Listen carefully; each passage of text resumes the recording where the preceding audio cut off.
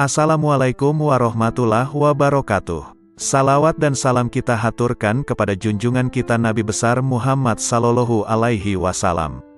Allahumma sholli ala Muhammad. Kali ini akan dibacakan 4 kisah dialog Syekh Abdul Qadir Al-Jailani. Kisah ini diambil dari berbagai sumber kemudian dihimpun menjadi satu judul yakni 4 kisah dialog Syekh Abdul Qadir Al-Jailani yang menggetarkan hati. Berikut kisahnya. 1. Dialog dengan Malaikat Maut. Dalam ceramah di akhir bulan Rajab 546 Hijriyah di Madrasah, Syekh Abdul Qadir Jailani menuturkan, Imam Junaid Al-Baghdadi rahimahullah seringkali mengatakan, apa yang dapat kuperbuat terhadap diriku? Aku ini hanya seorang hamba dan milik majikanku. Dia telah menyerahkan dirinya kepada Allah, tidak memiliki pilihan lain selain terhadapnya dan tidak mengusiknya. Junaid telah rela dengan apapun yang ditakdirkan kepadanya. Hatinya telah menjadi baik dan nafsunya telah tenang. Dia telah mengamalkan firman Allah Azza wa Jalla, sesungguhnya pelindungku adalah Allah yang telah menurunkan Alkitab, Al-Quran, dan dia melindungi orang-orang yang saleh. Quran Surah Al-A'raf ayat 196. Pada suatu malam, aku mengingat kematian, dan aku menangis dari awal malam hingga waktu sahur tiba. Aku berdoa, ya Tuhanku, aku mohon kepadamu agar malaikat maut tidak mencabut nyawaku, tapi Engkau sendiri yang mencabutnya. Kemudian, aku tertidur, lalu aku bermimpi melihat seorang tua yang mengagumkan dan menawan. Dia kemudian masuk dari arah pintu, dan aku bertanya kepadanya, siapakah engkau? Lalu dia menjawab, aku malaikat maut. Aku katakan kepadanya, aku telah meminta kepada Allah agar dia sendiri yang mencabut nyawaku, bukan engkau yang akan mencabutnya. Malaikat itu balik bertanya, lalu mengapa engkau meminta hal itu, apa dosaku? Aku hanyalah hamba yang mengikuti perintah. Aku diperintahkan bersikap lemah lembut terhadap suatu kaum dan bersikap kasar kepada kaum yang lainnya. Kemudian, dia memelukku dan menangis, maka aku pun menangis bersamanya. Ahmad bin Hanbal rahimahullah berkata, betapa banyak hati yang terbakar oleh kecintaan kepada dunia, padahal di dadanya ada Al-Quran. Sementara, banyak orang saleh yang selalu bangun malam mendirikan salat malam, beramar makruf nahi munkar. Tangan mereka itu terbelenggu oleh sikap wara, sehingga meninggalkan dunia, dan keinginan mereka mencari Tuhan mereka begitu kuat. Maka, infakkan harta kalian kepada mereka itu. Sebab, di kemudian hari mereka itu akan mendapatkan kekuasaan di sisi Allah Azza wa Jalla. Dikutip dari kitab Fath Rabbani. 2. Dialog dengan Iblis. Dalam sebuah riwayat dikisahkan Syekh Abdul Qadir Jailani, seorang ulama yang sangat tinggi ilmunya, suatu malam bermunajat mendekatkan diri kepada Allah. Tiba-tiba dari sudut atas mihrab muncul cahaya yang sangat menyilaukan. Dari arah cahaya tersebut terdengar suara, wahai Abdul Qadir, aku adalah Tuhanmu. Apa yang telah aku haramkan bagimu telah aku halalkan. Syekh Abdul Qadir tertegun mendengar suara tersebut. Setelah sadar dari kekagetannya, beliau berkata dalam hati, Muhammad sallallahu alaihi wasallam adalah Nabi dan Rasulullah yang terakhir, maka tidak mungkin Allah subhanahu wa ta'ala akan mengubah syariatnya. Kemudian Abdul Qadir yakin bahwa cahaya yang datang itu bukan suara Tuhan melainkan iblis. Lalu beliau mengucapkan ta'awuz auzubillahi minasyaitonirrajim. Tiba-tiba cahaya itu terbakar sambil berkata, sudah banyak orang yang telah aku perdayai, tetapi engkau luput dari tipu dayaku ini. 3. Dialog dengan pemabuk. Kisah ini diriwayatkan dari Syekh Abdul Qadir Al-Jailani rahimahullah. Pada suatu saat, ketika Syekh Abdul Qadir bersama-sama santri-santrinya sedang berjalan melewati sebuah gang di kota Baghdad lama, tiba-tiba mereka bertemu dengan seorang pemabuk yang sedang terbaring di selokan di pinggir jalan. Pakaiannya kotor dan kumuh. Tanpa terduga, pemabuk itu menghentikan langkah rombongan Syekh Abdul Qadir Al-Jailani dan santri-santrinya. Ia memanggil-manggil Syekh Abdul Qadir Al-Jailani seraya berkata, wahai Abdul Qadir, Allah itu maha kuasa atau tidak? Sambil tersenyum ramah Syekh Abdul Qadir menjawab pertanyaan itu, tentu, Allah Maha Kuasa. Seolah tidak mendengar jawaban Syekh Abdul Qadir Al-Jailani, pemabuk bertanya kembali, wahai Abdul Qadir, Allah itu Maha Kuasa atau tidak? Dengan tersenyum penuh kasih sayang, Syekh Abdul Qadir Al-Jailani meladeni pertanyaan pemabuk itu. Pasti, Allah adalah zat yang maha kuasa atas segalanya. Untuk yang ketiga kalinya, pemabuk itu mengajukan pertanyaan yang sama. Wahai Abdul Qadir, Allah itu maha kuasa atau tidak? Di saat pertanyaan yang ketiga, tiba-tiba Syekh Abdul Qadir Al-Jailani menangis terseduh. Beliau bersujud kepada Allah lalu berkata, "Demi Allah wahai saudaraku, Allah itu maha kuasa, maha kuasa, maha kuasa." Setelah itu, Syekh Abdul Qadir Al-Jailani memerintahkan kepada santri-santrinya untuk membawa pemabuk itu ke pondok dan memandikannya. Mereka juga diperintahkan untuk memuliakan dan melayaninya dengan sebaik-baiknya. Melihat sikap dan tindakan gurunya, santri-santri itu terkejut dan penasaran. Akhirnya, mereka memberanikan diri untuk bertanya tentang rahasia di balik pertanyaan-pertanyaan pemabuk itu. Syekh Abdul Qadir Al-Jailani mendengar pertanyaan santri-santrinya dengan sabar penuh perhatian. Beliau lalu berkata, "Anak-anakku, maksud pertanyaan pertama pemabuk itu adalah, apakah Allah Maha Kuasa menerima taubatku atau tidak?" Maka aku jawab, "Tentu, Allah Maha Kuasa untuk menerima taubatmu." Sedangkan, maksud pertanyaan yang kedua adalah, apakah Allah Maha Kuasa menjadikanku berada pada kedudukanmu? Maka aku menjawab, tentu, Allah Maha Kuasa untuk itu. Dan pada pertanyaan yang ketiga maksudnya, apakah Allah Maha Kuasa menjadikanmu berada pada kedudukanku?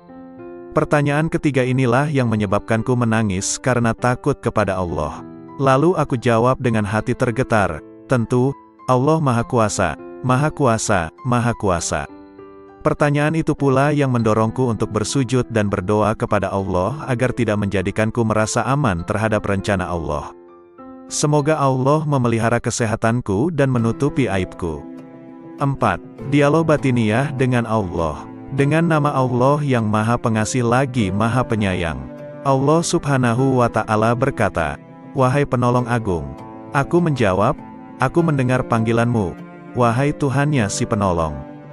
Dia berkata, "Setiap tahapan antara alam Na'asut dan alam Malakut adalah syariat, setiap tahapan antara alam Malakut dan Jabarut adalah tarekat, dan setiap tahapan antara alam Jabarut dan alam Lahut adalah hakikat." Lalu dia berkata kepadaku, "Wahai penolong agung, aku tidak pernah mewujudkan diriku dalam sesuatu sebagaimana perwujudanku dalam diri manusia." Lalu aku bertanya, "Wahai Tuhanku, apakah engkau memiliki tempat?" Maka dia berkata kepadaku, "Wahai penolong agung, akulah pencipta tempat, dan aku tidak memiliki tempat." Lalu aku bertanya, "Wahai Tuhanku, apakah engkau makan dan minum?" Maka dia berkata kepadaku, "Wahai penolong agung, makanan dan minuman kaum fakir adalah makanan dan minumanku."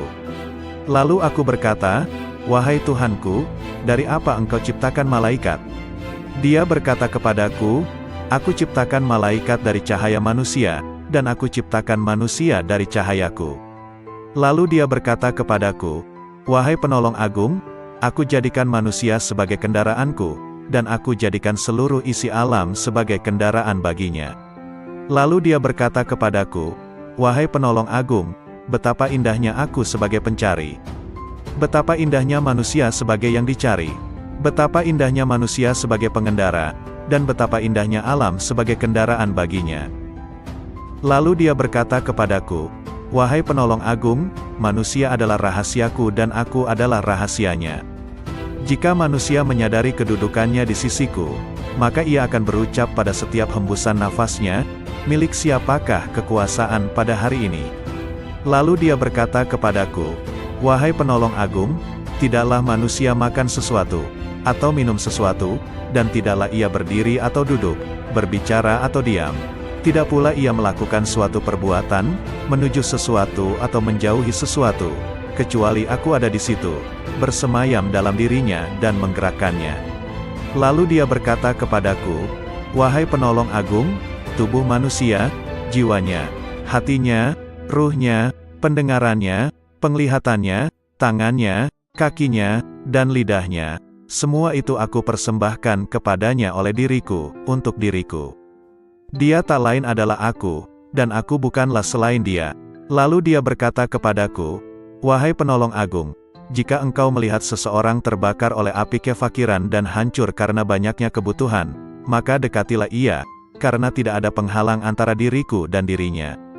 Lalu dia berkata kepadaku, wahai penolong agung, janganlah engkau makan sesuatu atau minum sesuatu dan janganlah engkau tidur, kecuali dengan kehadiran hati yang sadar dan mata yang awas. Lalu dia berkata kepadaku, wahai penolong agung, barang siapa terhalang dari perjalananku di dalam batin, maka ia akan diuji dengan perjalanan lahir, dan ia tidak akan semakin dekat dariku melainkan justru semakin menjauh dalam perjalanan batin. Lalu dia berkata kepadaku, wahai penolong agung, kemanunggalan ruhani merupakan keadaan yang tak dapat diungkapkan dengan kata-kata. Siapa yang percaya dengannya sebelum mengalaminya sendiri, maka ia telah kafir. Dan barang siapa menginginkan ibadah setelah mencapai keadaan wusyul, maka ia telah menyekutukan Allah Subhanahu wa Ta'ala. Lalu dia berkata kepadaku, wahai penolong agung, barang siapa memperoleh kebahagiaan azali, maka selamat atasnya, dia tidak akan terhina selamanya. Dan barang siapa memperoleh kesengsaraan azali, maka celaka baginya, dia tidak akan diterima sama sekali setelah itu. Lalu dia berkata kepadaku, wahai penolong agung, aku jadikan kefakiran dan kebutuhan sebagai kendaraan manusia. Barang siapa menaikinya, maka ia telah sampai di tempatnya sebelum menyeberangi gurun dan lembah. Lalu dia berkata kepadaku, wahai penolong agung, bila manusia mengetahui apa yang terjadi setelah kematian, tentu ia tidak menginginkan hidup di dunia ini. Dan ia akan berkata di setiap saat dan kesempatan, Tuhan, matikan aku. Lalu dia berkata kepadaku, wahai penolong agung, semua makhluk pada hari kiamat akan dihadapkan kepadaku dalam keadaan tuli, bisu dan buta, lalu merasa rugi dan menangis. Demikian pula di dalam kubur. Lalu dia berkata kepadaku, wahai penolong agung, cinta merupakan tirai yang membatasi antara sang pencinta dan yang dicintai. Bila sang pencinta telah padam dari cintanya, berarti ia telah sampai kepada sang kekasih. Lalu dia berkata kepadaku, wahai penolong agung, aku melihat ruh-ruh menunggu di dalam jasad-jasad mereka setelah ucapannya, bukankah aku ini Tuhanmu, sampai hari kiamat. Lalu sang penolong berkata, aku melihat Tuhan yang Maha Agung dan dia berkata kepadaku, wahai penolong agung, barang siapa bertanya kepadaku tentang melihat setelah mengetahui, berarti ia terhalang dari pengetahuan tentang melihat. Barang siapa mengira bahwa melihat tidak sama dengan mengetahui, maka berarti ia telah terperdaya oleh melihat Allah Subhanahu wa Ta'ala. Lalu dia berkata kepadaku, wahai penolong agung, orang fakir dalam pandanganku bukanlah orang yang tidak memiliki apa-apa, melainkan orang fakir adalah ia yang memegang kendali atas segala sesuatu. Bila ia berkata kepada sesuatu, jadilah, maka terjadilah ia. Lalu dia berkata kepadaku, tak ada persahabatan dan kenikmatan di dalam surga setelah kemunculanku di sana, dan tak ada kesendirian dan kebakaran di dalam neraka setelah sapaanku kepada para penghuninya. Lalu dia berkata kepadaku, wahai penolong agung, aku yang paling mulia di antara semua yang mulia, dan aku yang paling penyayang di antara semua penyayang. Lalu dia berkata kepadaku, wahai penolong agung, tidurlah di sisiku tidak seperti tidurnya orang-orang awam, maka engkau akan melihatku. Terhadap hal ini aku bertanya, wahai Tuhanku, bagaimana aku tidur di sisimu? Dia berkata, dengan menjauhkan jasmani dari kesenangan, menjauhkan nafsu dari syahwat, menjauhkan hati dari pikiran dan perasaan buruk, dan menjauhkan ruh dari pandangan yang melalaikan, lalu meleburkan zatmu di dalam zat. Lalu dia berkata kepadaku, wahai penolong agung, katakan kepada sahabatmu dan pencintamu, siapa di antara kalian yang menginginkan kedekatan denganku, maka hendaklah ia memilih kefakiran, lalu kefakiran dari kefakiran. Bila kefakiran itu telah sempurna, maka tak ada lagi apapun selain aku. Lalu dia berkata, wahai penolong agung, berbahagialah jika engkau mengasihi makhluk-makhlukku, dan beruntunglah jika engkau memaafkan makhluk-makhlukku. Lalu dia berkata kepadaku, wahai penolong agung, katakan kepada pencintamu dan sahabatmu, ambillah manfaat dari doa kaum fakir, karena mereka bersamaku dan aku bersama mereka. Lalu dia berkata kepadaku, wahai penolong agung, aku bersama segala sesuatu, tempat tinggalnya, pengawasnya, dan kepadaku tempat kembalinya. Lalu dia berkata kepadaku, wahai penolong agung, jangan peduli pada surga dan apa yang ada di sana, maka engkau akan melihat aku tanpa perantara. Dan jangan peduli pada neraka serta apa yang ada di sana, maka engkau akan melihat aku tanpa perantara. Lalu dia berkata kepadaku, wahai penolong agung, para penghuni surga disibukkan oleh surga, dan para penghuni neraka disibukkan olehku. Lalu dia berkata kepadaku, wahai penolong agung, sebagian penghuni surga berlindung dari kenikmatan, sebagaimana penghuni neraka berlindung dari jilatan api. Lalu dia berkata kepadaku, wahai penolong agung, barang siapa disibukkan dengan selain aku, maka temannya adalah sabuk pada hari kiamat. Lalu dia berkata kepadaku, wahai penolong agung, orang-orang yang dekat mencari pertolongan dari kedekatan, sebagaimana orang-orang yang jauh mencari pertolongan dari kejauhan. Lalu dia berkata kepadaku, wahai penolong agung, sesungguhnya aku memiliki hamba-hamba yang bukan nabi maupun rasul, yang kedudukan mereka tidak diketahui oleh siapapun dari penghuni dunia maupun penghuni akhirat, dari penghuni surga ataupun neraka, tidak juga malaikat Malik ataupun Ridwan, dan aku tidak menjadikan mereka untuk surga maupun untuk neraka, tidak untuk pahala ataupun siksa, tidak untuk bidadari, istana maupun pelayan-pelayan mudanya. Maka beruntunglah orang yang mempercayai mereka meski belum mengenal mereka. Lalu dia berkata kepadaku, wahai penolong agung, engkau adalah salah satu dari mereka. Dan di antara tanda-tanda mereka di dunia adalah tubuh-tubuh mereka terbakar karena sedikitnya makan dan minum, nafsu mereka telah hangus dari syahwat, hati mereka telah hangus dari pikiran dan perasaan buruk, ruh-ruh mereka juga telah hangus dari pandangan yang melalaikan. Mereka adalah pemilik keabadian yang terbakar oleh cahaya perjumpaan. Lalu dia berkata kepadaku, wahai penolong agung, bila seseorang yang haus datang kepadamu di hari yang amat panas, sedangkan engkau memiliki air dingin dan engkau sedang tidak membutuhkan air, jika engkau menahan air itu baginya, maka engkau adalah orang yang paling kikir. Bagaimana aku menolak mereka dari rahmatku, padahal aku telah menetapkan atas diriku, bahwa aku paling pengasih di antara yang mengasihi. Lalu dia berkata kepadaku, wahai penolong agung, tak seorang pun dari ahli maksiat yang jauh dariku, dan tak seorang pun dari ahli ketaatan yang dekat dariku.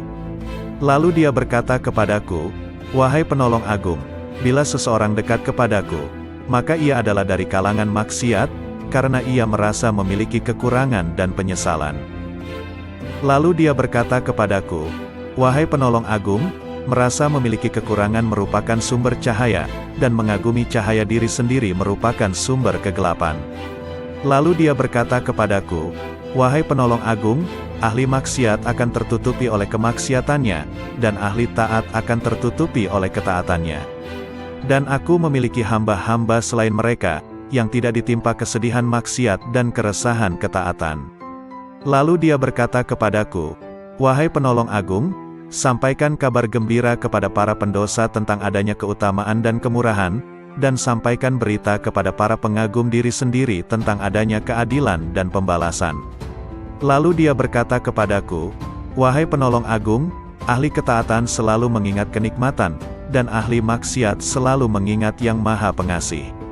Lalu dia berkata kepadaku, wahai penolong agung, aku dekat dengan pelaku maksiat setelah ia berhenti dari kemaksiatannya, dan aku jauh dari orang yang taat setelah ia berhenti dari ketaatannya. Lalu dia berkata kepadaku, wahai penolong agung, aku menciptakan orang awam namun mereka tidak mampu memandang cahaya kebesaranku, maka aku meletakkan tirai kegelapan di antara diriku dan mereka. Dan aku menciptakan orang-orang khusus namun mereka tidak mampu mendekatiku dan mereka sebagai tirai penghalang. Lalu dia berkata kepadaku, wahai penolong agung, katakan kepada para sahabatmu, siapa di antara mereka yang ingin sampai kepadaku, maka ia harus keluar dari segala sesuatu selain aku. Lalu dia berkata kepadaku, wahai penolong agung, keluarlah dari batas dunia, maka engkau akan sampai ke akhirat. Dan keluarlah dari batas akhirat, maka engkau akan sampai kepadaku.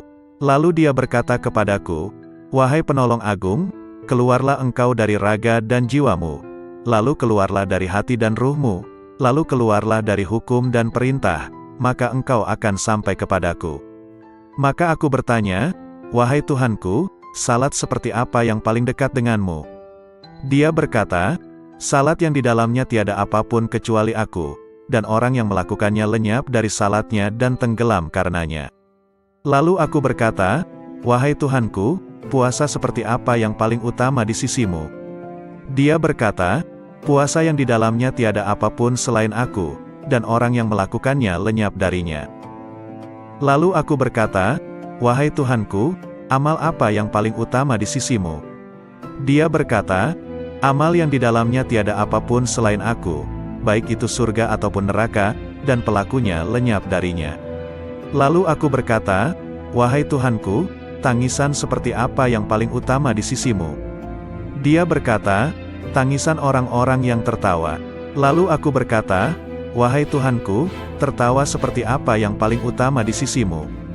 Dia berkata, tertawanya orang-orang yang menangis karena bertobat. Lalu aku berkata, wahai Tuhanku, tobat seperti apa yang paling utama di sisimu? Dia menjawab, tobatnya orang-orang yang suci. Lalu aku bertanya, wahai Tuhanku, kesucian seperti apa yang paling utama di sisimu? Dia menjawab, kesucian orang-orang yang bertobat. Lalu dia berkata kepadaku, wahai penolong agung, pencari ilmu di mataku tidak mempunyai jalan kecuali setelah ia mengakui kebodohannya, karena jika ia tidak melepaskan ilmu yang ada padanya, ia akan menjadi setan. Berkatalah sang penolong agung, aku bertemu Tuhanku subhanahu wa ta'ala dan aku bertanya kepadanya, wahai Tuhan, apa makna kerinduan?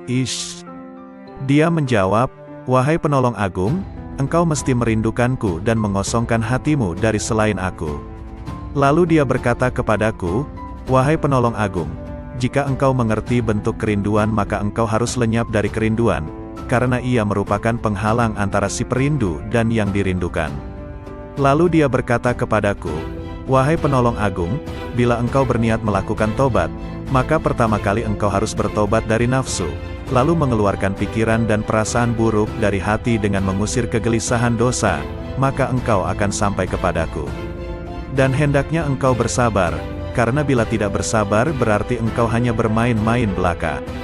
Lalu dia berkata kepadaku, wahai penolong agung, bila engkau ingin memasuki wilayahku, maka hendaknya engkau tidak berpaling kepada alam mulk, alam malakut, maupun alam jabarut.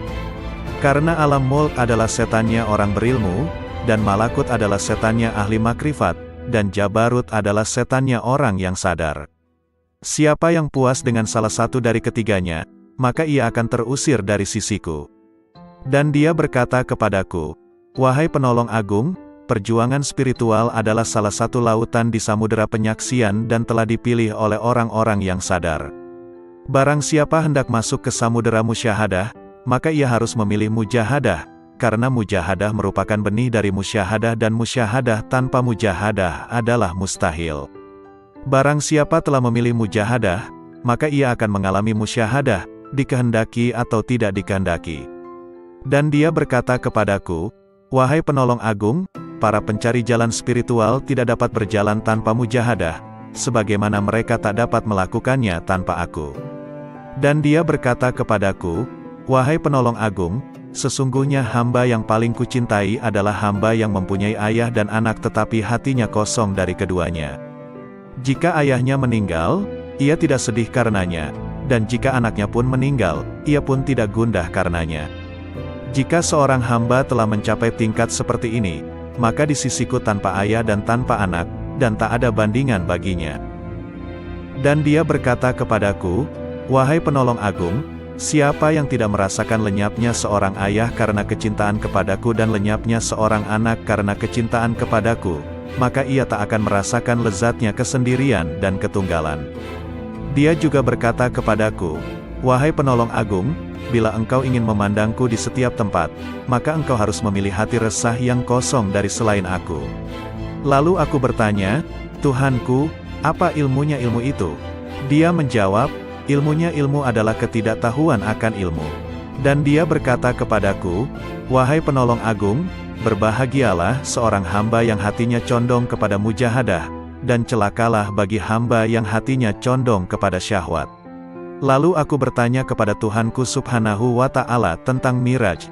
Dia berkata, Miraj adalah naik meninggalkan segala sesuatu kecuali aku, dan kesempurnaan Miraj adalah pandangan tidak berpaling dan tidak pula melampauinya. Lalu dia berkata kepadaku, wahai penolong agung, tidak ada salat bagi orang yang tidak melakukan Miraj kepadaku. Lalu dia berkata kepadaku, wahai penolong agung, orang yang kehilangan salatnya adalah orang yang tidak Miraj kepadaku.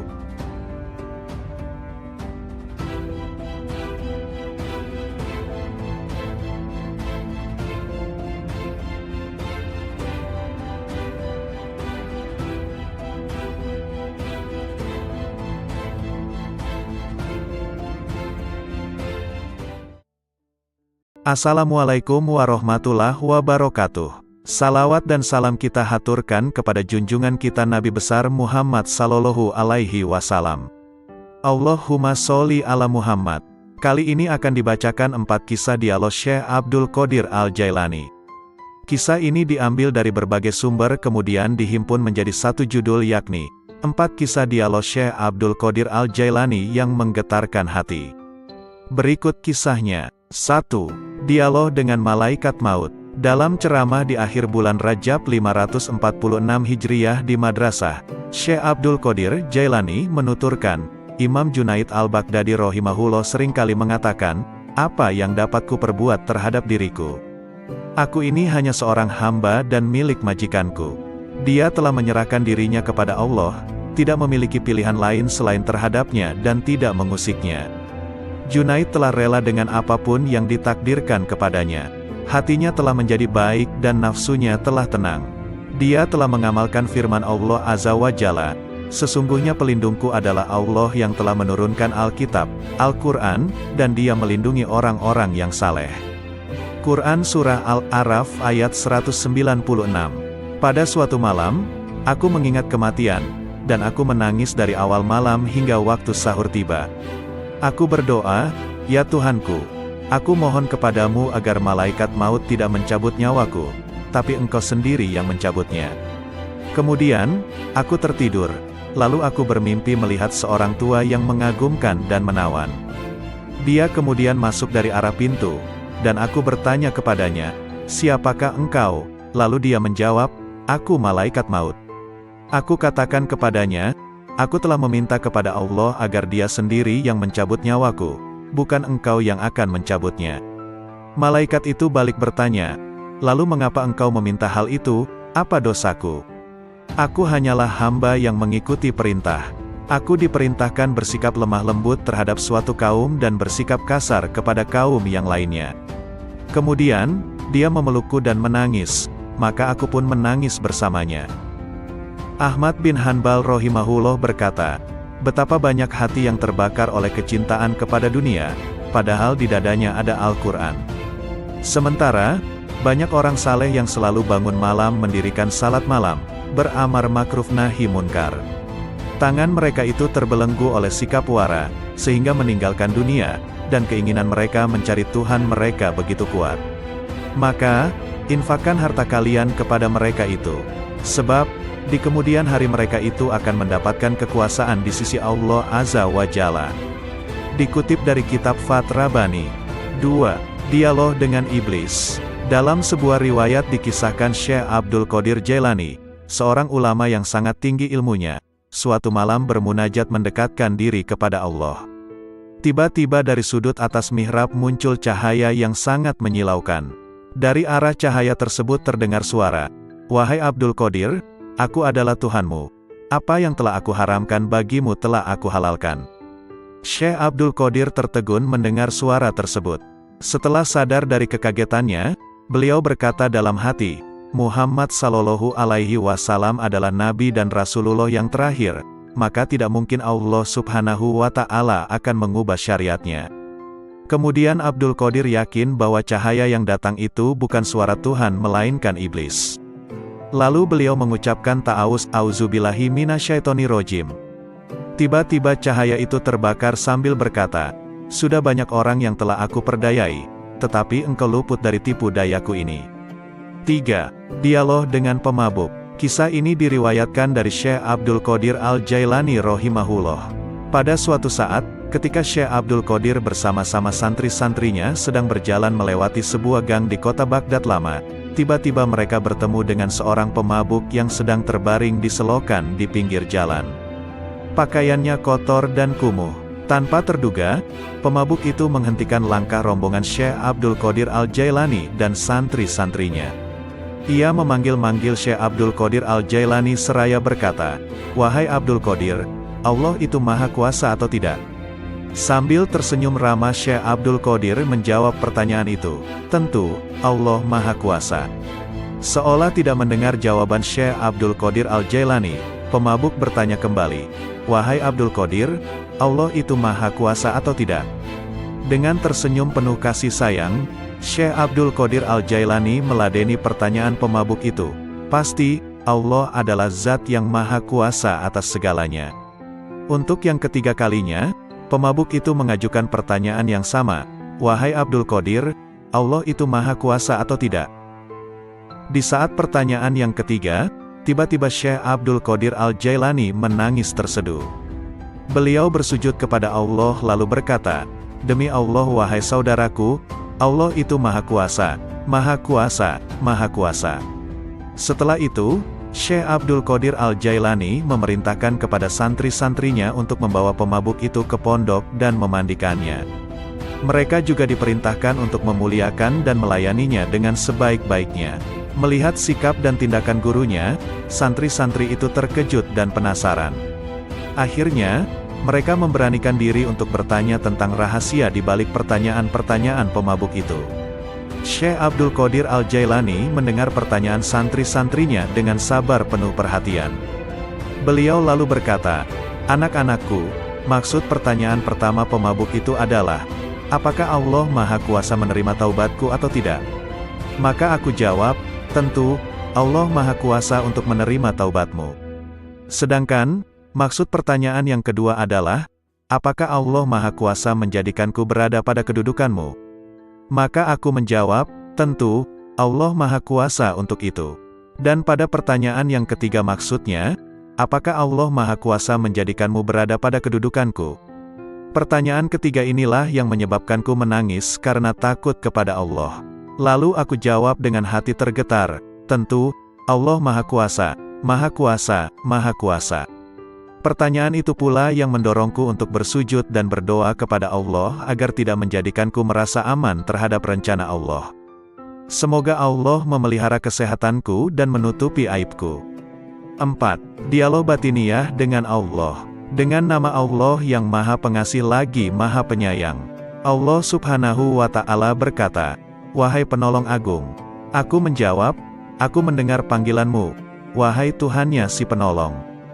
Dia berkata, "Setiap tahapan antara alam Na'asut dan alam Malakut adalah syariat, setiap tahapan antara alam Malakut dan Jabarut adalah tarekat, dan setiap tahapan antara alam Jabarut dan alam Lahut adalah hakikat." Lalu dia berkata kepadaku, "Wahai penolong agung, aku tidak pernah mewujudkan diriku dalam sesuatu sebagaimana perwujudanku dalam diri manusia." Lalu aku bertanya, "Wahai Tuhanku, apakah engkau memiliki tempat?" Maka dia berkata kepadaku, "Wahai penolong agung, akulah pencipta tempat, dan aku tidak memiliki tempat." Lalu aku bertanya, "Wahai Tuhanku, apakah engkau makan dan minum?" Maka dia berkata kepadaku, "Wahai penolong agung, makanan dan minuman kaum fakir adalah makanan dan minumanku." Lalu aku berkata, "Wahai Tuhanku, dari apa engkau ciptakan malaikat?" Dia berkata kepadaku, "Aku ciptakan malaikat dari cahaya manusia, dan aku ciptakan manusia dari cahayaku." Lalu dia berkata kepadaku, "Wahai penolong agung, aku jadikan manusia sebagai kendaraanku, dan aku jadikan seluruh isi alam sebagai kendaraan baginya." Lalu dia berkata kepadaku, "Wahai penolong agung, betapa indahnya aku sebagai pencari. Betapa indahnya manusia sebagai yang dicari. Betapa indahnya manusia sebagai pengendara, dan betapa indahnya alam sebagai kendaraan baginya." Lalu dia berkata kepadaku, "Wahai penolong agung, manusia adalah rahasiaku dan aku adalah rahasianya. Jika manusia menyadari kedudukannya di sisiku, maka ia akan berucap pada setiap hembusan nafasnya, milik siapakah kekuasaan pada hari ini? Lalu dia berkata kepadaku, wahai penolong agung, tidaklah manusia makan sesuatu, atau minum sesuatu, dan tidaklah ia berdiri atau duduk, berbicara atau diam. Tidak pula ia melakukan suatu perbuatan, menuju sesuatu atau menjauhi sesuatu, kecuali aku ada di situ, bersemayam dalam dirinya dan menggerakkannya. Lalu dia berkata kepadaku, wahai penolong agung, tubuh manusia, jiwanya, hatinya, ruhnya, pendengarannya, penglihatannya, tangannya, kakinya, dan lidahnya, semua itu aku persembahkan kepadanya oleh diriku, untuk diriku. Dia tak lain adalah aku, dan aku bukanlah selain dia. Lalu dia berkata kepadaku, wahai penolong agung, jika engkau melihat seseorang terbakar oleh api kefakiran dan hancur karena banyaknya kebutuhan, maka dekatilah ia, karena tidak ada penghalang antara diriku dan dirinya. Lalu dia berkata kepadaku, wahai penolong agung, janganlah engkau makan sesuatu atau minum sesuatu dan janganlah engkau tidur, kecuali dengan kehadiran hati yang sadar dan mata yang awas. Lalu dia berkata kepadaku, wahai penolong agung, barang siapa terhalang dari perjalananku di dalam batin, maka ia akan diuji dengan perjalanan lahir, dan ia tidak akan semakin dekat dariku melainkan justru semakin menjauh dalam perjalanan batin. Lalu dia berkata kepadaku, wahai penolong agung, kemanunggalan ruhani merupakan keadaan yang tak dapat diungkapkan dengan kata-kata. Siapa yang percaya dengannya sebelum mengalaminya sendiri, maka ia telah kafir. Dan barang siapa menginginkan ibadah setelah mencapai keadaan wusyul, maka ia telah menyekutukan Allah Subhanahu wa Ta'ala. Lalu dia berkata kepadaku, wahai penolong agung, barang siapa memperoleh kebahagiaan azali, maka selamat atasnya, dia tidak akan terhina selamanya. Dan barang siapa memperoleh kesengsaraan azali, maka celaka baginya, dia tidak akan diterima sama sekali setelah itu. Lalu dia berkata kepadaku, wahai penolong agung, aku jadikan kefakiran dan kebutuhan sebagai kendaraan manusia. Barang siapa menaikinya, maka ia telah sampai di tempatnya sebelum menyeberangi gurun dan lembah. Lalu dia berkata kepadaku, wahai penolong agung, bila manusia mengetahui apa yang terjadi setelah kematian, tentu ia tidak menginginkan hidup di dunia ini. Dan ia akan berkata di setiap saat dan kesempatan, Tuhan, matikan aku. Lalu dia berkata kepadaku, wahai penolong agung, semua makhluk pada hari kiamat akan dihadapkan kepadaku dalam keadaan tuli, bisu dan buta, lalu merasa rugi dan menangis. Demikian pula di dalam kubur. Lalu dia berkata kepadaku, wahai penolong agung, cinta merupakan tirai yang membatasi antara sang pencinta dan yang dicintai. Bila sang pencinta telah padam dari cintanya, berarti ia telah sampai kepada sang kekasih. Lalu dia berkata kepadaku, wahai penolong agung, aku melihat ruh-ruh menunggu di dalam jasad-jasad mereka setelah ucapannya, bukankah aku ini Tuhanmu, sampai hari kiamat. Lalu sang penolong berkata, aku melihat Tuhan yang Maha Agung dan dia berkata kepadaku, wahai penolong agung, barang siapa bertanya kepadaku tentang melihat setelah mengetahui, berarti ia terhalang dari pengetahuan tentang melihat. Barang siapa mengira bahwa melihat tidak sama dengan mengetahui, maka berarti ia telah terperdaya oleh melihat Allah Subhanahu wa Ta'ala. Lalu dia berkata kepadaku, wahai penolong agung, orang fakir dalam pandanganku bukanlah orang yang tidak memiliki apa-apa, melainkan orang fakir adalah ia yang memegang kendali atas segala sesuatu. Bila ia berkata kepada sesuatu, jadilah, maka terjadilah ia.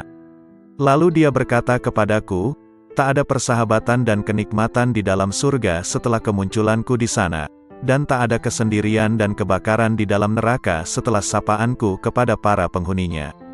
Lalu dia berkata kepadaku, wahai penolong agung, aku yang paling mulia di antara semua yang mulia, dan aku yang paling penyayang di antara semua penyayang.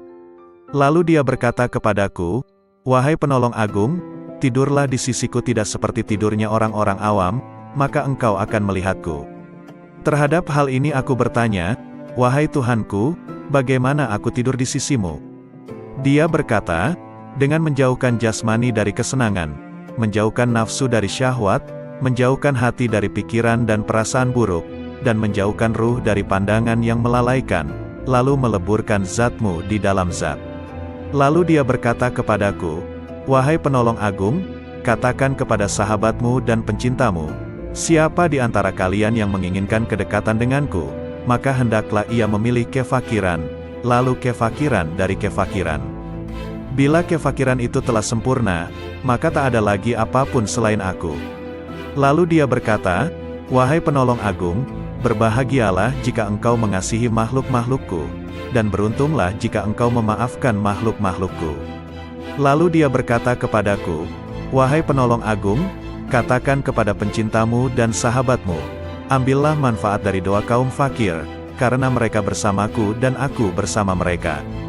Lalu dia berkata kepadaku, "Wahai penolong agung, aku bersama segala sesuatu, tempat tinggalnya, pengawasnya, dan kepadaku tempat kembalinya." Lalu dia berkata kepadaku, "Wahai penolong agung, jangan peduli pada surga dan apa yang ada di sana, maka engkau akan melihat aku tanpa perantara. Dan jangan peduli pada neraka serta apa yang ada di sana, maka engkau akan melihat aku tanpa perantara."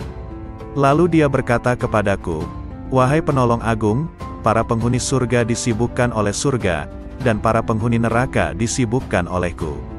Lalu dia berkata kepadaku, "Wahai penolong agung, sebagian penghuni surga berlindung dari kenikmatan, sebagaimana penghuni neraka berlindung dari jilatan api." Lalu dia berkata kepadaku, "Wahai penolong agung, barang siapa disibukkan dengan selain aku, maka temannya adalah sabuk pada hari kiamat." Lalu dia berkata kepadaku, "Wahai penolong agung, orang-orang yang dekat mencari pertolongan dari kedekatan, sebagaimana orang-orang yang jauh mencari pertolongan dari kejauhan."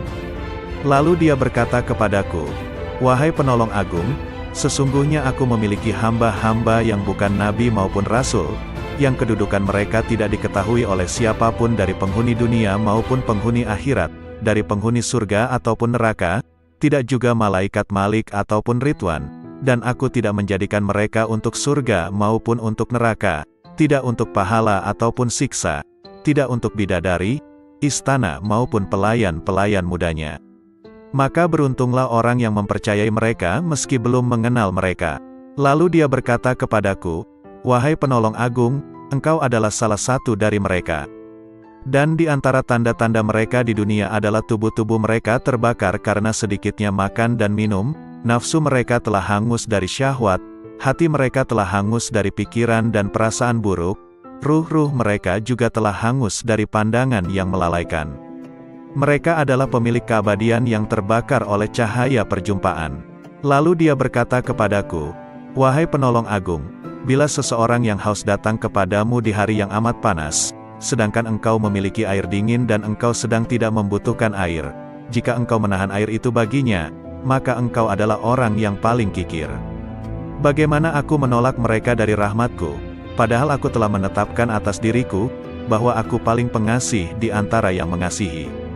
Lalu dia berkata kepadaku, "Wahai penolong agung, tak seorang pun dari ahli maksiat yang jauh dariku, dan tak seorang pun dari ahli ketaatan yang dekat dariku."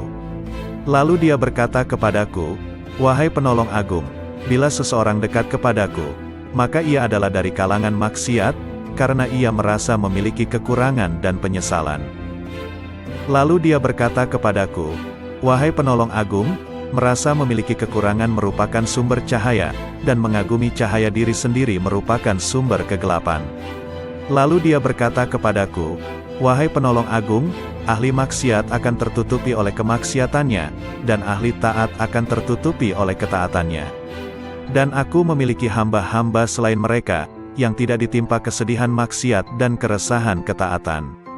Lalu dia berkata kepadaku, "Wahai penolong agung, sampaikan kabar gembira kepada para pendosa tentang adanya keutamaan dan kemurahan, dan sampaikan berita kepada para pengagum diri sendiri tentang adanya keadilan dan pembalasan." Lalu dia berkata kepadaku, "Wahai penolong agung, ahli ketaatan selalu mengingat kenikmatan, dan ahli maksiat selalu mengingat yang Maha Pengasih." Lalu dia berkata kepadaku, "Wahai penolong agung, Aku dekat dengan pelaku maksiat setelah ia berhenti dari kemaksiatannya, dan aku jauh dari orang yang taat setelah ia berhenti dari ketaatannya. Lalu dia berkata kepadaku, "Wahai penolong agung, aku menciptakan orang awam namun mereka tidak mampu memandang cahaya kebesaranku. Maka aku meletakkan tirai kegelapan di antara diriku dan mereka. Dan aku menciptakan orang-orang khusus namun mereka tidak mampu mendekatiku dan mereka sebagai tirai penghalang." Lalu dia berkata kepadaku, "Wahai penolong agung, katakan kepada para sahabatmu, siapa di antara mereka yang ingin sampai kepadaku, maka ia harus keluar dari segala sesuatu selain aku." Lalu dia berkata kepadaku, "Wahai penolong agung, keluarlah dari batas dunia, maka engkau akan sampai ke akhirat. Dan keluarlah dari batas akhirat, maka engkau akan sampai kepadaku." Lalu dia berkata kepadaku, "Wahai penolong agung, keluarlah engkau dari raga dan jiwamu, lalu keluarlah dari hati dan ruhmu, lalu keluarlah dari hukum dan perintah, maka engkau akan sampai kepadaku." Maka aku bertanya, "Wahai Tuhanku, salat seperti apa yang paling dekat denganmu?" Dia berkata, "Salat yang di dalamnya tiada apapun kecuali aku, dan orang yang melakukannya lenyap dari salatnya dan tenggelam karenanya." Lalu aku berkata, "Wahai Tuhanku, puasa seperti apa yang paling utama di sisimu?" Dia berkata, "Puasa yang di dalamnya tiada apapun selain aku, dan orang yang melakukannya lenyap darinya." Lalu aku berkata, "Wahai Tuhanku, amal apa yang paling utama di sisimu?" Dia berkata, "Amal yang di dalamnya tiada apapun selain aku, baik itu surga ataupun neraka, dan pelakunya lenyap darinya." Lalu aku berkata, "Wahai Tuhanku, tangisan seperti apa yang paling utama di sisimu?" Dia berkata, "Tangisan orang-orang yang tertawa." Lalu aku berkata, "Wahai Tuhanku, tertawa seperti apa yang paling utama di sisimu?" Dia berkata, "Tertawanya orang-orang yang menangis karena bertobat." Lalu aku berkata, "Wahai Tuhanku, tobat seperti apa yang paling utama di sisimu?" Dia menjawab, "Tobatnya orang-orang yang suci." Lalu aku bertanya, "Wahai Tuhanku, kesucian seperti apa yang paling utama di sisimu?" Dia menjawab, "Kesucian orang-orang yang bertobat." Lalu dia berkata kepadaku, "Wahai penolong agung, pencari ilmu di mataku tidak mempunyai jalan kecuali setelah ia mengakui kebodohannya, karena jika ia tidak melepaskan ilmu yang ada padanya, ia akan menjadi setan." Berkatalah sang penolong agung, "Aku bertemu Tuhanku subhanahu wa ta'ala dan aku bertanya kepadanya, 'Wahai Tuhan, apa makna kerinduan?' Dia menjawab, 'Wahai penolong agung, engkau mesti merindukanku dan mengosongkan hatimu dari selain aku.' Lalu dia berkata kepadaku, 'Wahai penolong agung, jika engkau mengerti bentuk kerinduan maka engkau harus lenyap dari kerinduan, karena ia merupakan penghalang antara si perindu dan yang dirindukan.' Lalu dia berkata kepadaku, 'Wahai penolong agung, bila engkau berniat melakukan tobat, maka pertama kali engkau harus bertobat dari nafsu, lalu mengeluarkan pikiran dan perasaan buruk dari hati dengan mengusir kegelisahan dosa, maka engkau akan sampai kepadaku. Dan hendaknya engkau bersabar, karena bila tidak bersabar berarti engkau hanya bermain-main belaka.' Lalu dia berkata kepadaku, 'Wahai penolong agung, bila engkau ingin memasuki wilayahku, maka hendaknya engkau tidak berpaling kepada alam mulk, alam malakut, maupun alam jabarut. Karena alam mulk adalah setannya orang berilmu, dan malakut adalah setannya ahli makrifat, dan jabarut adalah setannya orang yang sadar. Siapa yang puas dengan salah satu dari ketiganya, maka ia akan terusir dari sisiku.'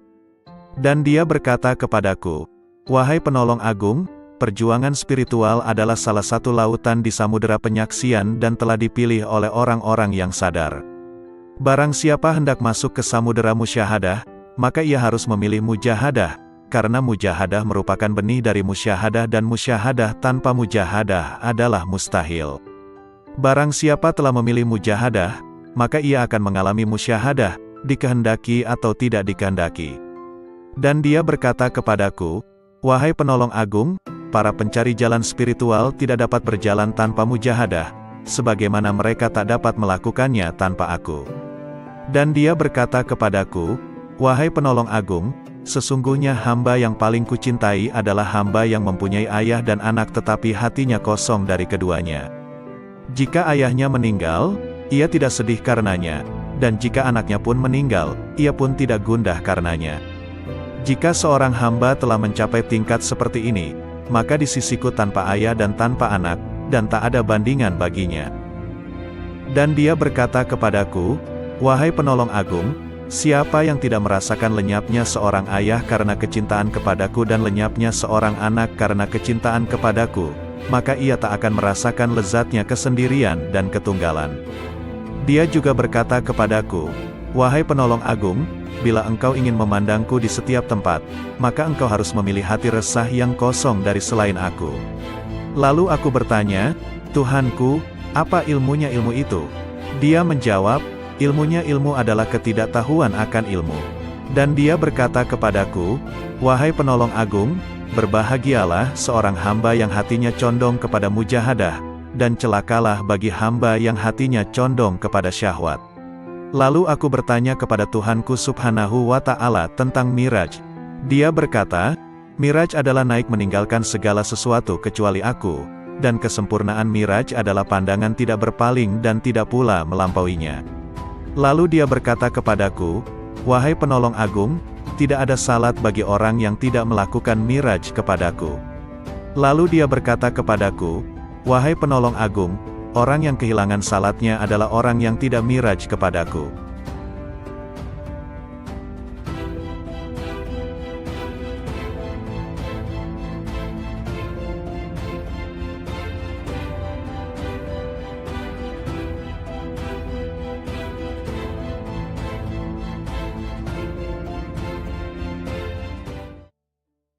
Assalamualaikum warahmatullahi wabarakatuh. Salawat dan salam kita haturkan kepada junjungan kita Nabi besar Muhammad sallallahu alaihi wasallam. Allahumma sholli ala Muhammad. Kali ini akan dibacakan 4 kisah dialog Syekh Abdul Qadir Al-Jailani. Kisah ini diambil dari berbagai sumber kemudian dihimpun menjadi satu judul yakni 4 kisah dialog Syekh Abdul Qadir Al-Jailani yang menggetarkan hati. Berikut kisahnya. 1.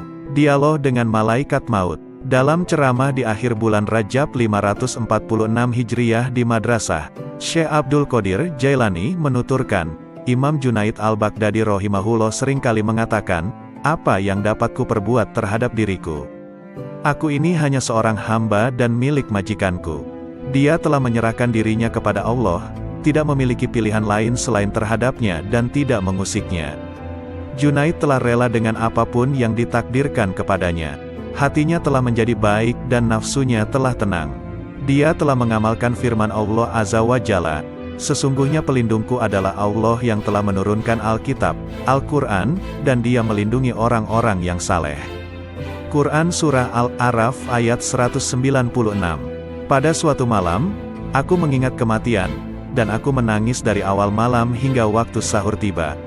Aku berdoa, "Ya Tuhanku, aku mohon kepadamu agar malaikat maut tidak mencabut nyawaku, tapi Engkau sendiri yang mencabutnya." Kemudian, aku tertidur, lalu aku bermimpi melihat seorang tua yang mengagumkan dan menawan. Dia kemudian masuk dari arah pintu, dan aku bertanya kepadanya, "Siapakah engkau?"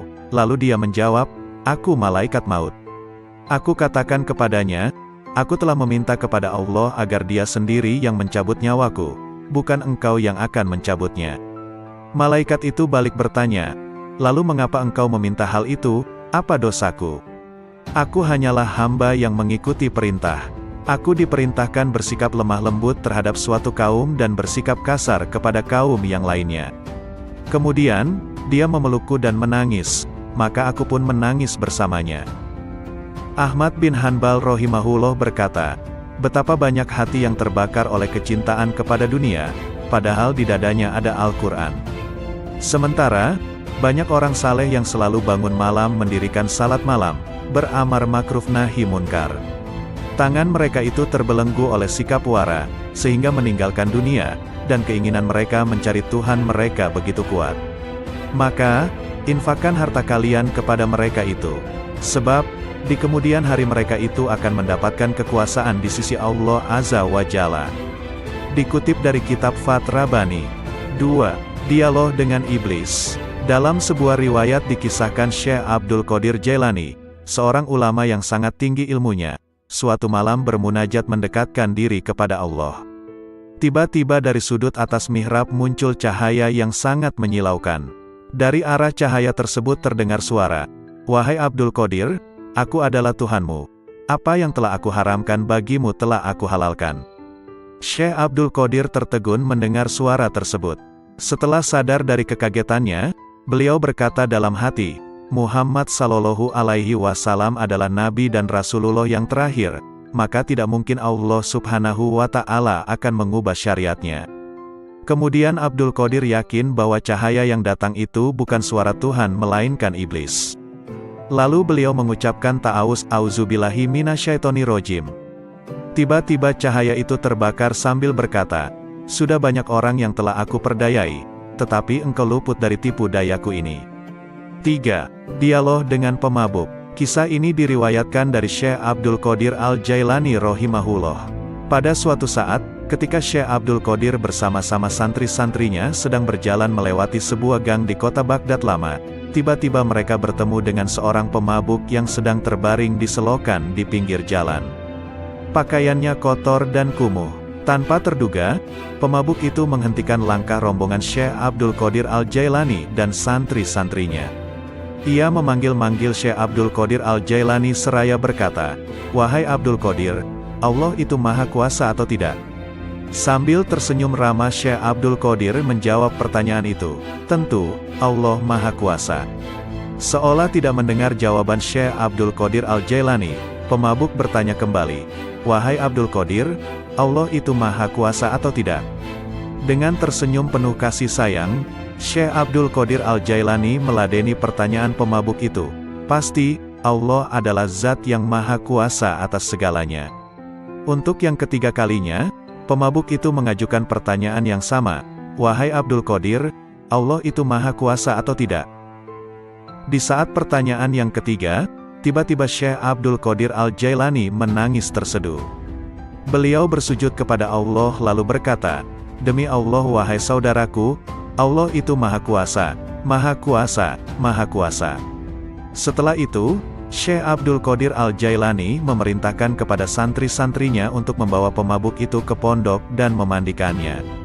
Mereka juga diperintahkan untuk memuliakan dan melayaninya dengan sebaik-baiknya. Melihat sikap dan tindakan gurunya, santri-santri itu terkejut dan penasaran. Akhirnya, mereka memberanikan diri untuk bertanya tentang rahasia di balik pertanyaan-pertanyaan pemabuk itu.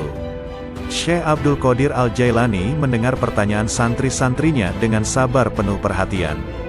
Beliau lalu berkata, "Anak-anakku, maksud pertanyaan pertama pemabuk itu adalah, apakah Allah Maha Kuasa menerima taubatku atau tidak?" Maka aku jawab, "Tentu, Allah Maha Kuasa untuk menerima taubatmu." Sedangkan, maksud pertanyaan yang kedua adalah, apakah Allah Maha Kuasa menjadikanku berada pada kedudukanmu? Maka aku menjawab, tentu, Allah Maha Kuasa untuk itu. Dan pada pertanyaan yang ketiga maksudnya, apakah Allah Maha Kuasa menjadikanmu berada pada kedudukanku? Pertanyaan ketiga inilah yang menyebabkanku menangis karena takut kepada Allah. Lalu aku jawab dengan hati tergetar, tentu, Allah Maha Kuasa, Maha Kuasa, Maha Kuasa. Pertanyaan itu pula yang mendorongku untuk bersujud dan berdoa kepada Allah agar tidak menjadikanku merasa aman terhadap rencana Allah. Semoga Allah memelihara kesehatanku dan menutupi aibku. 4. Dialog batiniyah dengan Allah. Dengan nama Allah yang Maha Pengasih lagi Maha Penyayang. Allah Subhanahu wa Ta'ala berkata, "Wahai penolong agung." Aku menjawab, "Aku mendengar panggilanmu, wahai Tuhannya si penolong." Dia berkata, "Setiap tahapan antara alam Na'asut dan alam Malakut adalah syariat, setiap tahapan antara alam Malakut dan Jabarut adalah tarekat, dan setiap tahapan antara alam Jabarut dan alam Lahut adalah hakikat."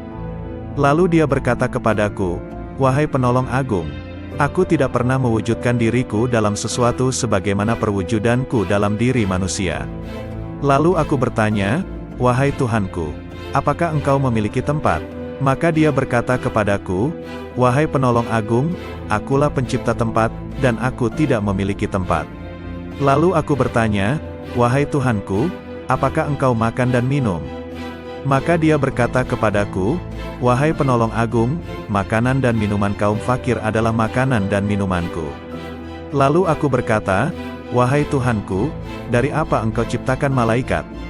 Dia berkata kepadaku, "Aku ciptakan malaikat dari cahaya manusia, dan aku ciptakan manusia dari cahayaku." Lalu dia berkata kepadaku, "Wahai penolong agung, aku jadikan manusia sebagai kendaraanku, dan aku jadikan seluruh isi alam sebagai kendaraan baginya." Lalu dia berkata kepadaku, "Wahai penolong agung, betapa indahnya aku sebagai pencari. Betapa indahnya manusia sebagai yang dicari. Betapa indahnya manusia sebagai pengendara, dan betapa indahnya alam sebagai kendaraan baginya." Lalu dia berkata kepadaku, "Wahai penolong agung, manusia adalah rahasiaku dan aku adalah rahasianya. Jika manusia menyadari kedudukannya di sisiku, maka ia akan berucap pada setiap hembusan nafasnya, 'Milik siapakah kekuasaan pada hari ini?' Lalu dia berkata kepadaku, 'Wahai penolong agung, tidaklah manusia makan sesuatu, atau minum sesuatu, dan tidaklah ia berdiri atau duduk, berbicara atau diam. Tidak pula ia melakukan suatu perbuatan, menuju sesuatu atau menjauhi sesuatu, kecuali aku ada di situ, bersemayam dalam dirinya dan menggerakkannya.' Lalu dia berkata kepadaku, 'Wahai penolong agung, tubuh manusia, jiwanya, hatinya, ruhnya, pendengarannya, penglihatannya, tangannya, kakinya, dan lidahnya, semua itu aku persembahkan kepadanya oleh diriku, untuk diriku. Dia tak lain adalah aku, dan aku bukanlah selain dia.' Lalu dia berkata kepadaku, 'Wahai penolong agung, jika engkau melihat seseorang terbakar oleh api kefakiran dan hancur karena banyaknya kebutuhan, maka dekatilah ia, karena tidak ada penghalang antara diriku dan dirinya.' Lalu dia berkata kepadaku, 'Wahai penolong agung, janganlah engkau makan sesuatu atau minum sesuatu dan janganlah engkau tidur, kecuali dengan kehadiran hati yang sadar dan mata yang awas.' Lalu dia berkata kepadaku, 'Wahai penolong agung, barang siapa terhalang dari perjalananku di dalam batin, maka ia akan diuji dengan perjalanan lahir, dan ia tidak akan semakin dekat dariku melainkan justru semakin menjauh dalam perjalanan batin.' Lalu dia berkata kepadaku, 'Wahai penolong agung, kemanunggalan ruhani merupakan keadaan yang tak dapat diungkapkan dengan kata-kata. Siapa yang percaya dengannya sebelum mengalaminya sendiri, maka ia telah kafir. Dan barang siapa menginginkan ibadah setelah mencapai keadaan wusyul, maka ia telah menyekutukan Allah Subhanahu wa Ta'ala.' Lalu dia berkata kepadaku, 'Wahai penolong agung, barang siapa memperoleh kebahagiaan azali, maka selamat atasnya, dia tidak akan terhina selamanya. Dan barang siapa memperoleh kesengsaraan azali, maka celaka baginya, dia tidak akan diterima sama sekali setelah itu.' Lalu dia berkata kepadaku, 'Wahai penolong agung, aku jadikan kefakiran dan kebutuhan sebagai kendaraan manusia. Barang siapa menaikinya, maka ia telah sampai di tempatnya sebelum menyeberangi gurun dan lembah.' Lalu dia berkata kepadaku, 'Wahai penolong agung, bila manusia mengetahui apa yang terjadi setelah kematian, tentu ia tidak menginginkan hidup di dunia ini. Dan ia akan berkata di setiap saat dan kesempatan, Tuhan, matikan aku.' Lalu dia berkata kepadaku, 'Wahai penolong agung, semua makhluk pada hari kiamat akan dihadapkan kepadaku dalam keadaan tuli, bisu dan buta, lalu merasa rugi dan menangis. Demikian pula di dalam kubur.' Lalu dia berkata kepadaku, 'Wahai penolong agung, cinta merupakan tirai yang membatasi antara sang pencinta dan yang dicintai. Bila sang pencinta telah padam dari cintanya, berarti ia telah sampai kepada sang kekasih.' Lalu dia berkata kepadaku, 'Wahai penolong agung, aku melihat ruh-ruh menunggu di dalam jasad-jasad mereka setelah ucapannya, bukankah aku ini Tuhanmu, sampai hari kiamat?' Lalu sang penolong berkata, 'Aku melihat Tuhan yang Maha Agung dan dia berkata kepadaku, Wahai penolong agung, barang siapa bertanya kepadaku tentang melihat setelah mengetahui, berarti ia terhalang dari pengetahuan tentang melihat. Barang siapa mengira bahwa melihat tidak sama dengan mengetahui, maka berarti ia telah terperdaya oleh melihat Allah Subhanahu wa Ta'ala. Lalu dia berkata kepadaku, "Wahai penolong agung, orang fakir dalam pandanganku bukanlah orang yang tidak memiliki apa-apa, melainkan orang fakir adalah ia yang memegang kendali atas segala sesuatu. Bila ia berkata kepada sesuatu, jadilah, maka terjadilah ia." Lalu dia berkata kepadaku, "Tak ada persahabatan dan kenikmatan di dalam surga setelah kemunculanku di sana, dan tak ada kesendirian dan kebakaran di dalam neraka setelah sapaanku kepada para penghuninya." Lalu dia berkata kepadaku, "Wahai penolong agung, aku yang paling mulia di antara semua yang mulia, dan aku yang paling penyayang di antara semua penyayang." Lalu dia berkata kepadaku, "Wahai penolong agung, tidurlah di sisiku tidak seperti tidurnya orang-orang awam, maka engkau akan melihatku." Terhadap hal ini aku bertanya, "Wahai Tuhanku, bagaimana aku tidur di sisimu?" Dia berkata, "Dengan menjauhkan jasmani dari kesenangan, menjauhkan nafsu dari syahwat, menjauhkan hati dari pikiran dan perasaan buruk, dan menjauhkan ruh dari pandangan yang melalaikan, lalu meleburkan zatmu di dalam zat." Lalu dia berkata kepadaku, "Wahai penolong agung, katakan kepada sahabatmu dan pencintamu, siapa di antara kalian yang menginginkan kedekatan denganku, maka hendaklah ia memilih kefakiran, lalu kefakiran dari kefakiran. Bila kefakiran itu telah sempurna, maka tak ada lagi apapun selain aku."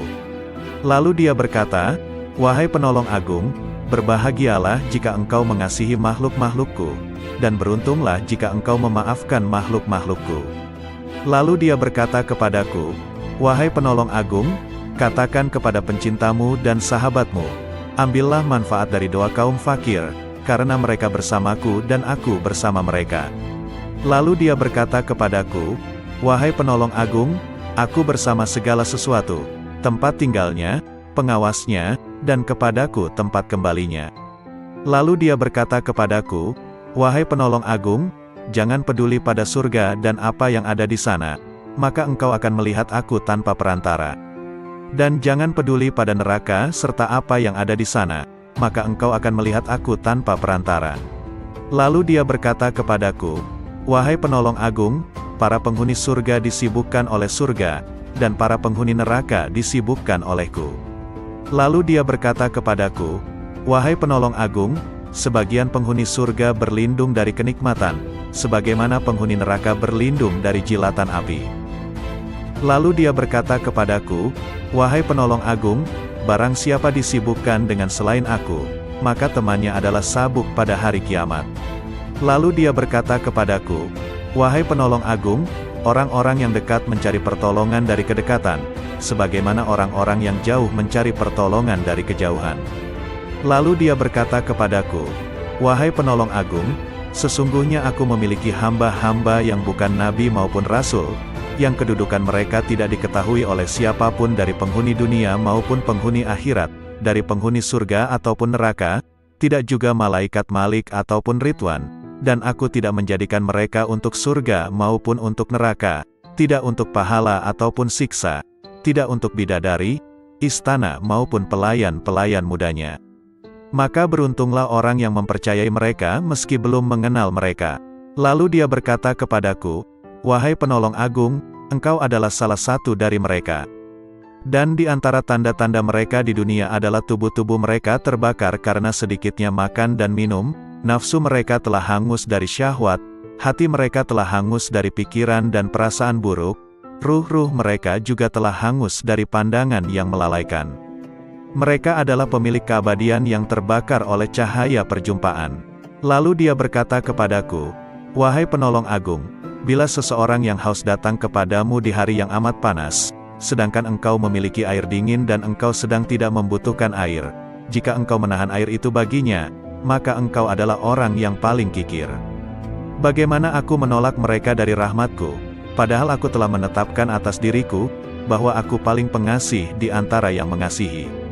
Lalu dia berkata kepadaku, "Wahai penolong agung, tak seorang pun dari ahli maksiat yang jauh dariku, dan tak seorang pun dari ahli ketaatan yang dekat dariku."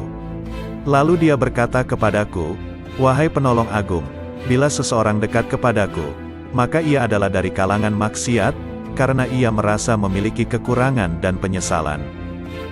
Lalu dia berkata kepadaku, "Wahai penolong agung, merasa memiliki kekurangan merupakan sumber cahaya, dan mengagumi cahaya diri sendiri merupakan sumber kegelapan." Lalu dia berkata kepadaku, "Wahai penolong agung, ahli maksiat akan tertutupi oleh kemaksiatannya, dan ahli taat akan tertutupi oleh ketaatannya. Dan aku memiliki hamba-hamba selain mereka, yang tidak ditimpa kesedihan maksiat dan keresahan ketaatan." Lalu dia berkata kepadaku, "Wahai penolong agung, sampaikan kabar gembira kepada para pendosa tentang adanya keutamaan dan kemurahan, dan sampaikan berita kepada para pengagum diri sendiri tentang adanya keadilan dan pembalasan." Lalu dia berkata kepadaku, "Wahai penolong agung, ahli ketaatan selalu mengingat kenikmatan, dan ahli maksiat selalu mengingat yang Maha Pengasih." Lalu dia berkata kepadaku, "Wahai penolong agung, aku dekat dengan pelaku maksiat setelah ia berhenti dari kemaksiatannya, dan aku jauh dari orang yang taat setelah ia berhenti dari ketaatannya." Lalu dia berkata kepadaku, "Wahai penolong agung, aku menciptakan orang awam namun mereka tidak mampu memandang cahaya kebesaranku, maka aku meletakkan tirai kegelapan di antara diriku dan mereka. Dan aku menciptakan orang-orang khusus namun mereka tidak mampu mendekatiku dan mereka sebagai tirai penghalang." Lalu dia berkata kepadaku, "Wahai penolong agung, katakan kepada para sahabatmu, siapa di antara mereka yang ingin sampai kepadaku, maka ia harus keluar dari segala sesuatu selain aku." Lalu dia berkata kepadaku, "Wahai penolong agung, keluarlah dari batas dunia, maka engkau akan sampai ke akhirat. Dan keluarlah dari batas akhirat, maka engkau akan sampai kepadaku." Lalu dia berkata kepadaku, "Wahai penolong agung, keluarlah engkau dari raga dan jiwamu, lalu keluarlah dari hati dan ruhmu, lalu keluarlah dari hukum dan perintah, maka engkau akan sampai kepadaku." Maka aku bertanya, "Wahai Tuhanku, salat seperti apa yang paling dekat denganmu?" Dia berkata, "Salat yang di dalamnya tiada apapun kecuali aku, dan orang yang melakukannya lenyap dari salatnya dan tenggelam karenanya." Lalu aku berkata, "Wahai Tuhanku, puasa seperti apa yang paling utama di sisimu?" Dia berkata, "Puasa yang di dalamnya tiada apapun selain aku, dan orang yang melakukannya lenyap darinya." Lalu aku berkata, "Wahai Tuhanku, amal apa yang paling utama di sisimu?" Dia berkata, "Amal yang di dalamnya tiada apapun selain aku, baik itu surga ataupun neraka, dan pelakunya lenyap darinya." Lalu aku berkata, "Wahai Tuhanku, tangisan seperti apa yang paling utama di sisimu?" Dia berkata, "Tangisan orang-orang yang tertawa." Lalu aku berkata, "Wahai Tuhanku, tertawa seperti apa yang paling utama di sisimu?" Dia berkata, "Tertawanya orang-orang yang menangis karena bertobat." Lalu aku berkata, "Wahai Tuhanku, tobat seperti apa yang paling utama di sisimu?" Dia menjawab, "Tobatnya orang-orang yang suci." Lalu aku bertanya, "Wahai Tuhanku, kesucian seperti apa yang paling utama di sisimu?" Dia menjawab, "Kesucian orang-orang yang bertobat." Lalu dia berkata kepadaku, "Wahai penolong agung, pencari ilmu di mataku tidak mempunyai jalan kecuali setelah ia mengakui kebodohannya, karena jika ia tidak melepaskan ilmu yang ada padanya, ia akan menjadi setan." Berkatalah sang penolong agung, "Aku bertemu Tuhanku subhanahu wa ta'ala dan aku bertanya kepadanya, 'Wahai Tuhan, apa makna kerinduan?' Dia menjawab, 'Wahai penolong agung, engkau mesti merindukanku dan mengosongkan hatimu dari selain aku.' Lalu dia berkata kepadaku, 'Wahai penolong agung, jika engkau mengerti bentuk kerinduan maka engkau harus lenyap dari kerinduan, karena ia merupakan penghalang antara si perindu dan yang dirindukan.' Lalu dia berkata kepadaku, 'Wahai penolong agung, bila engkau berniat melakukan tobat, maka pertama kali engkau harus bertobat dari nafsu, lalu mengeluarkan pikiran dan perasaan buruk dari hati dengan mengusir kegelisahan dosa, maka engkau akan sampai kepadaku. Dan hendaknya engkau bersabar, karena bila tidak bersabar berarti engkau hanya bermain-main belaka.'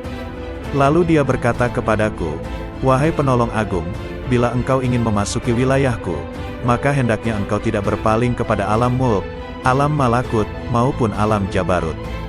Karena alam mulk adalah setannya orang berilmu, dan Malakut adalah setannya ahli makrifat, dan Jabarut adalah setannya orang yang sadar. Siapa yang puas dengan salah satu dari ketiganya, maka ia akan terusir dari sisiku. Dan dia berkata kepadaku, wahai penolong agung, perjuangan spiritual adalah salah satu lautan di samudera penyaksian dan telah dipilih oleh orang-orang yang sadar. Barang siapa hendak masuk ke samudera musyahadah, maka ia harus memilih mujahadah, karena mujahadah merupakan benih dari musyahadah dan musyahadah tanpa mujahadah adalah mustahil. Barang siapa telah memilih mujahadah, maka ia akan mengalami musyahadah, dikehendaki atau tidak dikehendaki. Dan dia berkata kepadaku, wahai penolong agung, para pencari jalan spiritual tidak dapat berjalan tanpa mujahadah, sebagaimana mereka tak dapat melakukannya tanpa aku. Dan dia berkata kepadaku, wahai penolong agung, sesungguhnya hamba yang paling kucintai adalah hamba yang mempunyai ayah dan anak tetapi hatinya kosong dari keduanya. Jika ayahnya meninggal, ia tidak sedih karenanya, dan jika anaknya pun meninggal, ia pun tidak gundah karenanya. Jika seorang hamba telah mencapai tingkat seperti ini, maka di sisiku tanpa ayah dan tanpa anak, dan tak ada bandingan baginya. Dan dia berkata kepadaku, wahai penolong agung, siapa yang tidak merasakan lenyapnya seorang ayah karena kecintaan kepadaku dan lenyapnya seorang anak karena kecintaan kepadaku, maka ia tak akan merasakan lezatnya kesendirian dan ketunggalan. Dia juga berkata kepadaku, wahai penolong agung, bila engkau ingin memandangku di setiap tempat, maka engkau harus memilih hati resah yang kosong dari selain aku. Lalu aku bertanya, Tuhanku, apa ilmunya ilmu itu? Dia menjawab, ilmunya ilmu adalah ketidaktahuan akan ilmu. Dan dia berkata kepadaku, wahai penolong agung, berbahagialah seorang hamba yang hatinya condong kepada mujahadah, dan celakalah bagi hamba yang hatinya condong kepada syahwat. Lalu aku bertanya kepada Tuhanku subhanahu wa ta'ala tentang Miraj. Dia berkata, Miraj adalah naik meninggalkan segala sesuatu kecuali aku, dan kesempurnaan Miraj adalah pandangan tidak berpaling dan tidak pula melampauinya. Lalu dia berkata kepadaku, wahai penolong agung, tidak ada salat bagi orang yang tidak melakukan miraj kepadaku. Lalu dia berkata kepadaku, wahai penolong agung, orang yang kehilangan salatnya adalah orang yang tidak miraj kepadaku.